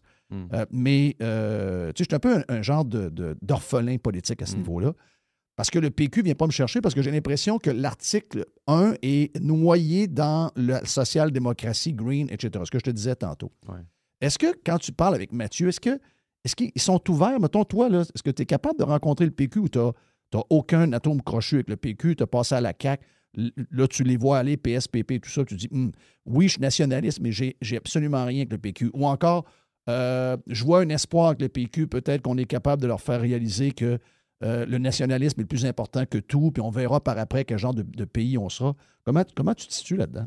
Bien, d'abord, moi, j'ai un respect et une amitié infinie pour Mathieu, puis c'est pas à moi d'en dire du mal. Non, mais moi, je m'entends avec Mathieu à 90% du temps. Là, donc, mais puis je te dirais que, tu sais, peut-être là où on diverge, c'est que moi, mes 2 premiers livres, c'est quand même pour dire qu'à mon sens, la question de la préservation du peuple québécois est prioritaire sur la question du statut à l'intérieur du Canada ou à l'extérieur. T'sais. Puis moi, sans dire, je suis devenu un peu agnostique sur cette question-là. C'est plus ma priorité politique. Tu sais, j'ai déjà milité au PQ. Là. Fait que c'est pas comme si j'étais fédéraliste à côté et tout, mais disons que je vois déjà beaucoup de monde qui parle de cette question-là, qui le font bien. Puis moi, je me dis, OK, mais mettons la question identitaire, la question de l'immigration, la question de la natalité, la question de la famille, la question de quel genre de société on veut, la question de, justement, peut-être qu'on a trop d'État-providence au Québec, peut-être qu'il faudrait réorganiser notre modèle. Cette question-là me semble du moins prioritaire. Puis je me dis, où est-ce que je peux faire une contribution au Québec en ce moment? C'est peut-être de parler un petit peu de ça, où j'ai l'impression que dans le mouvement nationaliste, dans le mouvement souverainiste, parce que pour moi, je fais une différence majeure entre nationaliste et souverainiste. Je connais beaucoup de souverainistes qui ne sont pas nationalistes. J'ai regardé à Québec solidaire, puis en général, les souverainistes un peu plus montréalais, pas beaucoup d'affinité qu'eux autres. Puis je connais beaucoup de nationalistes aussi qui sont pas souverainistes. Oui. Fait que moi, je fais vraiment une différence entre les deux. C'est drôle parce que je connais beaucoup de nationalistes. Ben, j'en suis un, moi. Tu sais, j'ai un côté nationaliste. Sur une échelle de 10, je ne suis pas à 10. Là. Non. Mais tu sais, on a tous là, le côté. Donc, j'en connais des gens qui ne sont pas souverainistes du tout, qui sont nationalistes, sont fiers sont fiers de où ils sont, puis ça, c'est normal. Mais je ne savais pas qu'il y avait des souverainistes qui ne sont pas nationalistes. Comment ça peut arriver, ça? Ben, tu sais, c'est.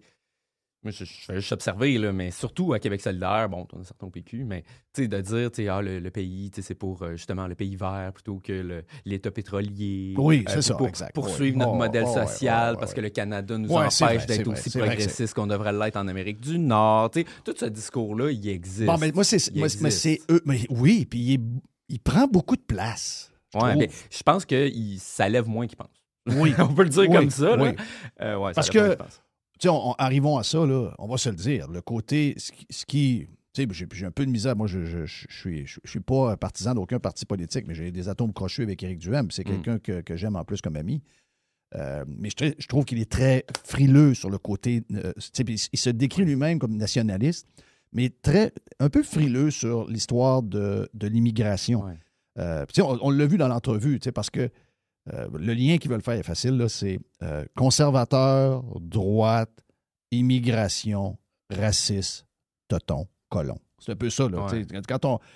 Quand on fait ce lien-là, ça vient. Oh, et j'oublie avortement. Il y a avortement qui arrive aussi. Classique, là. Donc, tout est là. Donc, c'est assez facile. Là. Donc, c'est comme si ça résumait que ça là, dans l'histoire de quand tu es nationaliste et que tu veux se reconnaître chez vous. Ouais. Moi, j'ai jamais. Puis je regarde mes enfants, je regarde ma blonde, je regarde les gens proches de moi. Moi, je suis loin. Moi, je me considère sur une échelle de 0 à 10, 0 raciste. 0, 0, 0, 0. Il y a une chose, par exemple, c'est que si l'immigration est mal faite, est trop rapide, comme ça a été fait au cours des dernières années, puis que j'arrive dans des endroits où j'ai l'impression que je ne suis plus chez nous, j'ai un malaise. J'aurais jamais pensé dire de faire de même il y a 7, 8, 9 ans parce que je ne le vivais pas, probablement. Mais là, on le vit. Donc, ça a été mal fait. L'époque Trudeau a été mal faite. Ouais. On pourrait débattre de ça. L'immigration, là, comment toi tu le vois? T'sais, on en a besoin, je t'ai entendu dans l'entrevue, te dis on en a besoin, on n'est pas contre l'immigration, puis c'est vrai, moi, je parle avec plein d'entrepreneurs, ils ont besoin de main-d'œuvre qui arrive d'ailleurs parce qu'on a un déficit démographique, on a un paquet de choses qu'on a comme frein à notre économie, et l'immigration fait partie d'une certaine soupape pour ces entreprises-là, ça, je crois ça. Mais il y a quand même le nombre, il y a quand même la vitesse. Et je trouve que les impacts, on le voit dans les écoles, on parle avec des gens qui sont dans des écoles publiques actuellement, c'est complètement transformé, c'est même pas reconnaissable. Est-ce que les gens sont conscients que on est à peut-être à un 100 ans de peut-être disparaître complètement?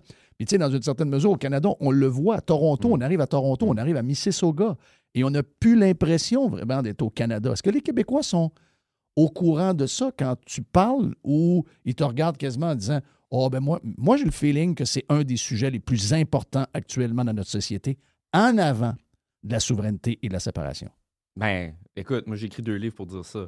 Fait que, évidemment que je suis d'accord sur la question de qu'est-ce qui devrait être prioritaire. Puis, tu sais, je pense que les gens ont été un peu surpris sur le plateau. Je sais pas si tu te souviens, quand j'ai dit, ben, tu sais, l'immigration, ça a déjà fonctionné au Québec. Tu sais, comment, ouais, Parce que oui, tu sais, je veux dire, justement, c'est pas d'être contre le principe, tu sais. Mais quand tu vois ce que c'est devenu, t'as pas le choix d'être critique. Puis on pourra en parler des travailleurs étrangers temporaires. Parce que ça, tu vois, c'est peut-être un sujet de friction, disons, entre la droite nationale et la droite plus économique. Oui. Parce que, tu sais, tu regardes, c'est qui les premiers champions de l'immigration au Québec aujourd'hui, là? C'est pas les sans-frontiéristes de l'UQAM, entre guillemets, c'est le Conseil du patronat, OK? Puis moi, honnêtement, à titre personnel, je leur en veux beaucoup parce qu'ils sont en train de dynamiter le Québec avec leur modèle économique qui ne fonctionne pas. Puis, pour vrai, quand tu es rendu à 600 000 migrants temporaires dans un peuple de 8 millions qui est devenu 9 à cause de ça, tu peux pas te dire que c'est un modèle qui marche. Puis, surtout, je veux bien, des gens qui sont spécialisés dans certaines entreprises, tout le monde comprend. Mais quand c'est rendu que tu as des McDo qui sont rendus des filières, là, que tu en as pratiquement, tu n'as pas un employé qui est citoyen canadien dans ta shop, bien, peut-être qu'il y a de quoi qui ne marche pas. T'sais, dans le sens de dire que c'est pas comme ça que tu grandis une économie non plus. Puis je pense pas qu'on serait en service en adoptant ça comme modèle de développement. Puis considérant le point où c'est rendu aujourd'hui, c'est pas à dire, mais c'est ça que c'est devenu. Donc, toi, tu penses que les entreprises le font maintenant systématiquement puis qu'ils n'ont plus besoin nécessairement de fouiller dans la population locale pour essayer de trouver des travailleurs. Ben, ils vont systématiquement... Écoute, ils ont développé un genre de processus. Ben, c'est un réflexe, puis en même temps, c'est facile. Parce que, imagine, Jeff, tu gères une entreprise, puis tu peux avoir des gens qui ont un permis de travail fermé, qui sont contents d'être au Québec, puis que si ça ne fait pas l'affaire, tu peux les renvoyer chez eux. Oui. T'sais, à quel point ça fait une relation entre travailleurs et employés qui est vraiment disproportionnée. Puis c'est pour ça que dans les nouvelles, on voit souvent des histoires d'abus. T'sais, bon, l'ONU a dit esclavage moderne, mais il y a peut-être une part de vrai parce que c'est pas à droit égal. Après, bon, faut quand même dire que c'est des gens qui ont choisi de venir ici, fait qu'il faut pas charrier, mais n'en demeure pas moins qu'il y a cet élément-là de disparité que on peut comprendre pourquoi c'est une solution facile. Puis je sais pas si tu as porté attention. Moi, franchement, c'est une des plus belles nouvelles de la dernière année, quant à moi, politiquement, que le Parti conservateur du Canada est en train de changer sa politique sur cet enjeu-là. Oui. Que maintenant, ils sont contre le programme des travailleurs étrangers temporaires. Avec le taux de chômage qui monte aussi, il y a un lien avec ça. Exactement, parce que même s'il y a un taux de chômage qui est très élevé chez les jeunes, on ne ralentit pas la cadence pour les travailleurs étrangers temporaires, puis le taux de chômage continue de monter chez les jeunes. Fait qu'à ce moment-là, on regarde, OK, est-ce que c'est vraiment... Le taux de chômage chez les jeunes, pour les gens, il est quasiment à 15-16 Ben, c'est ça, fait que c'est énorme. Ouais. Mais tu vois que on pige quand même pas dans ce bassin-là. Fait qu'à ce moment-là, je pense qu'on a le droit de poser la question au moins puis de voir est-ce que c'est vraiment le modèle de développement qu'on veut, tu sais? Oui. Ah, regarde, c'est très...